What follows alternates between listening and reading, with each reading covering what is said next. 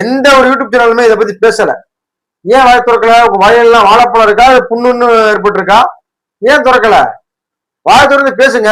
ஒரு கட்சி பண்ற நல்லதா கெட்டதா மட்டுமே பேசுறீங்க இல்லையா? நல்லதையும் பேசுங்க. இது தமிழ்நாட்டினுடைய வளம் காப்பாற்றப்பட்டிருக்கு, தமிழ்நாட்டினுடைய உரிமை காப்பாற்றப்பட்டிருக்கு. கர்நாடகா நம்மளுக்கு தண்ணி தரதுக்கு தண்ணி கட்டுறாங்க. ஏன்னா கேரளா அவனுடைய கனிம வளங்கள் எல்லாம் தொடாம நம்ம தமிழ்நாட்டினுடைய கனிம வளங்களை தோண்டி தோண்டி சுரண்டி அவங்க ரோடு போட கட்டுமானத்துக்கும் அவங்களுடைய அரசு வேலைக்கும் தனியார் வேலைகளுக்கும் என்ன சொகுசாக பயன்படுத்தி இருக்காங்க. அப்ப நம்ம எல்லாம் இழிச்சாப்பெல்லாம் கிறுக்கு பேலா? தமிழ்நாட்டினுடைய வளங்கள் மட்டும் தெருவில் அடக்கா? ஆந்திரா, கர்நாடகா, கேரளாவுடைய வளங்கள்லாம் வந்துட்டு தங்கமா? நம்மளோட பித்தாலையா? நம்மளுடைய மலையை வெட்டினா, நம்மளுடைய மரத்தை வெட்டினா கேட்கறதுக்கு ஆள் இல்லாம இருந்துச்சு. இன்னைக்கு ஒரு தமிழ் வந்து ஆட்சியில உட்காந்து இதெல்லாம் தடை போட்டிருக்காப்புல.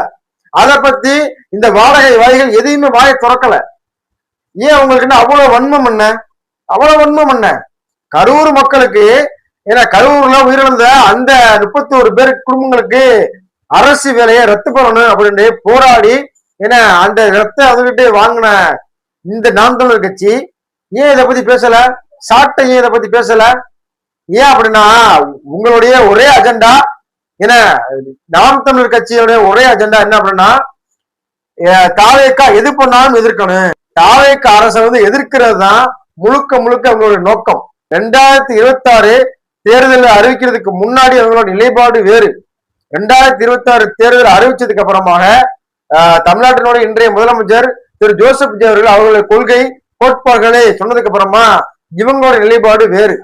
முழுக்க முழுக்க யாரை எதிர்த்து கட்சி ஆரம்பிச்சாங்களோ ஏன்னா அவங்களை விட்டுட்டு என்ன தமிழன் தான் நாட்டை ஆளணும், ஏன்னா அதாவது தகப்பன் என்பவன் பெத்தவனாக இருக்கணும், தலைவன் என்பவன் ரத்தவனாக இருக்கணும் அப்படின்னு நம்ம அண்ணன் சீமான் சொல்லுவாரு. இன்னைக்கு தலைவன் என்பவன் வந்து ரத்தவனா இருக்கிறான். அதை பத்தி நீ ஒரு ஆதரவாக என்னோட தம்பி தான் நாட்டை ஆள்றான், ஆண்டுட்டு போகட்டும், நல்லா பண்ணட்டும், நான் சப்போர்ட் பண்றேன் அப்படின்னு சொல்றதுக்கு தெம்பு திராணி எதுவுமே இல்லை. இன்னைக்கு தமிழ்நாட்டினுடைய வளங்கள் பாதுகாக்கப்பட்டு தமிழ்நாட்டினுடைய வளங்கள் ஏன்னா வெளிமாநிலங்களுக்கு கிடையாது அப்படின்னு சொல்லியிருக்காரு. அதை பத்தி ஒரு வார்த்தை நீங்க பேசுறீங்களா? ஏன் பேச மாட்டாங்க?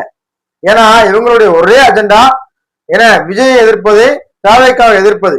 தமிழ்நாடு பயன் பெற்றாலும் சரி பயன் பெறாலும் சரி ஒரே அஜெண்டா தாவேக்காவை எதிர்ப்பதுதான். நானும் வருவேன் தனி ஒருவனாய்